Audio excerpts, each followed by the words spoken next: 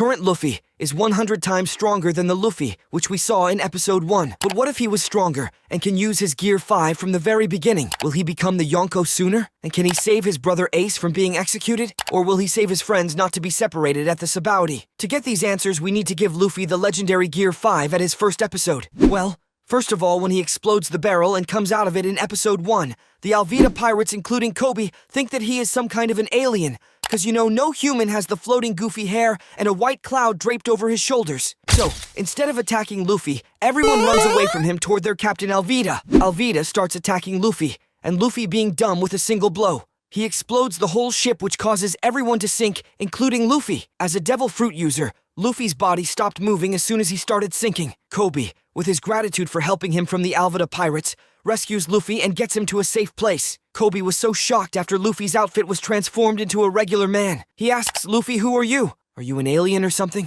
Luffy laughs and explains it was his devil fruit ability, which allows him to transform as Son Nika. Not wasting any time, he goes to meet Zoro in the Shells Town, where he fights his second opponent, Captain Morgan. Exactly like the original series, his win is for sure, but his bounty was issued sooner for activating his Gear 5 in the Marine territory. Recognizing Luffy from the bounty poster, Nami comes to him and asks to free her village from Arlong. After blowing out Kuro and Buggy in the Syrup Village, he takes a break at Jeff's Sabaody. This is where Luffy meets his biggest opponent until now. Hawkeye Mihawk, after cutting Zoro, senses Luffy's Gear 5 and puts back his small knife with which he fought Zoro and draws his main katana, as he already knew that Luffy's Gear 5 is no joke for him. When the fight was about to start, Zoro yelled at Luffy to not interfere with the fight exactly like in the original series, as Zoro wanted only him to defeat Mihawk, not his captain. So, Luffy just needs to be satisfied the victory on Dawn Creek. As Nami previously asked Luffy to defeat Arlong, he goes to the Arlong Park and calls out Arlong for the fight. Arlong, seeing the confidence in Nami's eyes, made him even angrier.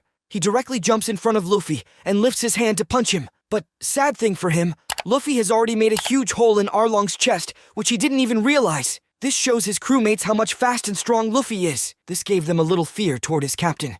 So, we might not see them feel so comfortable around Luffy. But Luffy being Luffy, he always makes them laugh and moves so close around them, which proves later that he is not harmful to them. Wapol was always the weak opponent for Luffy. But if we look back, Wapol literally sat on Nami and choked her, but this time he wouldn't even dare to do that. But if he does, I'm sure Luffy will remove his arms and make him handicapped right away. As there were no major fights in Whiskery Peak and Little Garden, Luffy would sit back and let his crewmates handle the weaker opponents like Miss Valentine and Mr. 3. But I am very sure Zoro and Sanji were so happy that they at least got someone to fight, as they were sitting back the whole time not fighting anyone. So winning against anyone would give them at least some satisfaction. With ease, Straw Hats entered the Arabasta Kingdom, defeating almost everyone in the Baroque works. Fighting Crocodile is a little bit harder task for Luffy now, as he was still unaware that Haki exists in this world. So, this battle gets too long in this timeline, as Luffy here, still not having Haki just like in the original series, cannot punch Crocodile,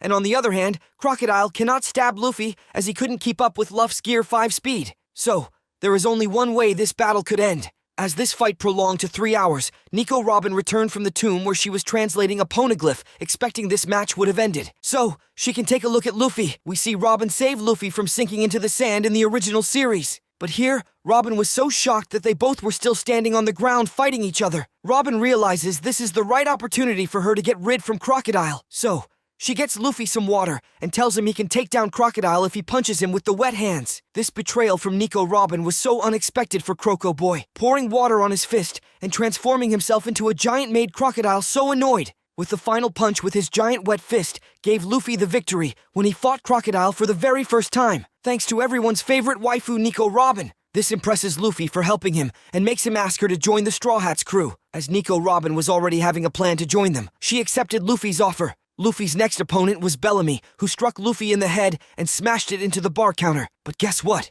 This time Bellamy wouldn't even bend Luffy's neck even 1 inch, which was a total insult for Bellamy in front of the public in the bar. This makes Bellamy even angrier that he picks up a glass bottles and moves to smash it on Luffy's head. Before even lifting up his hand, Zoro already made a huge strike on Bellamy's chest, who was already not satisfied with 1 insult. Moving to the Skypiea, Luffy's son Nika powers were so much stronger than Enel's electric powers. Enel would be terrified instantly after sensing Luffy's intense abilities, which made him run away, leaving the Skypiea even sooner. We all can agree now that Enel was an intelligent person when he right away decided not to fight son Nika directly. So, After Straw Hats leaving the Skypiea Island, Enel returns to his place and starts ruling over people like he used to do. Usopp betraying Luffy was one of the most totally unexpected twists in the series, but I don't think Usopp will still fight Luffy over a ship in this timeline, as he clearly saw every fight of Luffy and how he destroyed every single person who came on his way. So Usopp was more interested in being alive than fighting over his captain. The members of CP9 had the most unique abilities compared to any other group in the entire series. If they would have fought together in unity with the Straw Hats,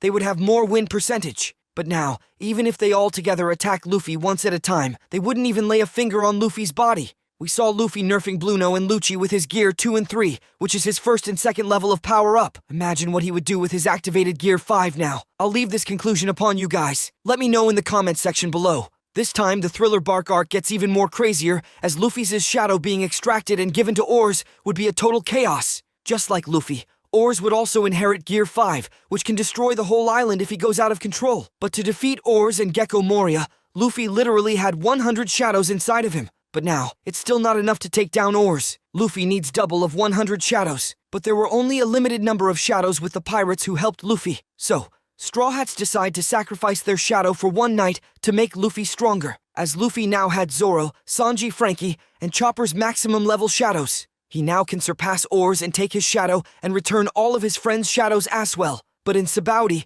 things are going to take a huge turn. This time, Admiral Kizaru and Pacifista fail to take down the worst generation. And most importantly, Kuma can't even teleport a single member from Straw Hat's crew. Rayleigh diverting Kizaru and Luffy, fighting one-on-one with Kuma, was totally a game changer. While the fight was going on, Straw Hats got into their coated ship, and Luffy changing the whole island into rubber made everyone's moments harder. So, escaping this way under the sea was the only possible outcome for Luffy to save their crewmates. Since no one is separated from their crew, they all together decides to rescue Ace from being executed. Arriving as Son Nika at the Marineford would open everyone's mouth, this time with the unity and proper planning. Luffy and Whitebeard rescue Ace from being executed. This also leaves Whitebeard alive, as he had some support from Luffy to back him up. So, we don't see any deaths here. Straw Hats now, instead of going to Fishman Island directly, they return to Rayleigh at Sabaody to learn Haki. This time, the whole crew decides to be trained under Rayleigh, so there can be no drawbacks in the future as well. After 1 year of intense training, everyone is now a monster when it comes to Haki. So defeating Hody Jones and Caesar in the upcoming arc will be a piece of cake for Straw Hats. And coming to the Dressrosa arc,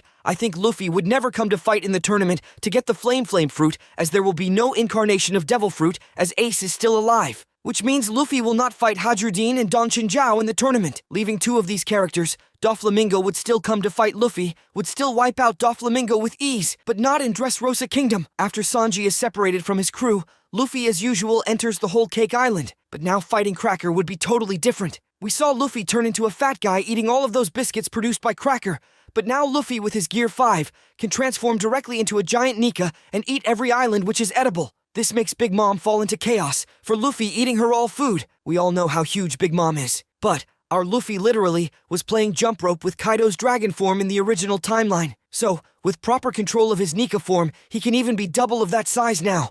So, we can give a solid victory to Gear 5 Luffy.